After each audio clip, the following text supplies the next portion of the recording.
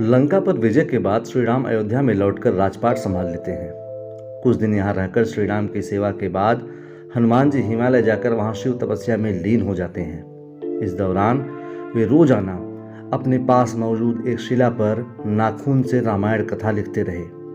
कई वर्षों के बाद तपस्या और रामायण कथा दोनों पूरी हो गई, जो कालांतर में हनुमद रामायण कही गई। इसके बाद महर्षि वाल्मीकि ने वाल्मीकि रामायण लिखी और उसे लेकर भगवान शिव को समर्पित करने के लिए कैलाश धाम पहुंच गए। यहाँ उन्हें पहले से हनुमान जी मौजूद मिले।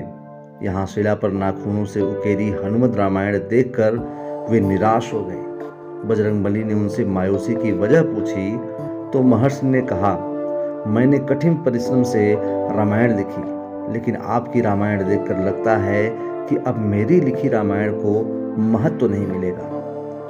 आपने वह सब कुछ लिख दिया है जिसके आगे मेरी रामायण कहीं टिक ही नहीं रही। यह सुनकर हनुमान जी ने कहा कि महर्षि वाल्मीकि चिंता ना करें।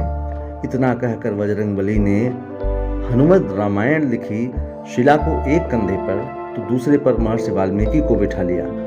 हजारों मील दूर ले समुद्र में उन्होंने अपनी लिखी हनुमद रामायण राम को समर्पित करते हुए फेंक दी।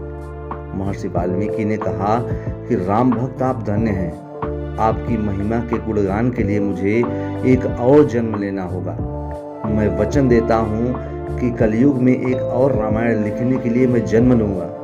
वह रामायण आम लोगों की भाषा में होगी। माना जाता है कि कलयुग में रामचरितमानस लिखने वाले गोस्वामी तुलसीदास जी महर्षि वाल्मीकि का ही दूसरा जन्म थे। रामचरितमानस लिखने से पहले उन्होंने हनुमान चालीसा लिखी। फिर हनुमान जी का गुणगान करते हुए उनकी प्रेरणा से अपनी रामचरितमानस पूरी की। कालिदास के काल में एक पट्टिका समुद्र किनारे मिली तो उसे सार्वजनिक जगह पर रख दिया गया, जहां विद्यार्थी उस पर लिखी लिपि समझ सकें और पढ़ सकें। समझा जाता है कि कालिदास ने उसे समझ लिया था।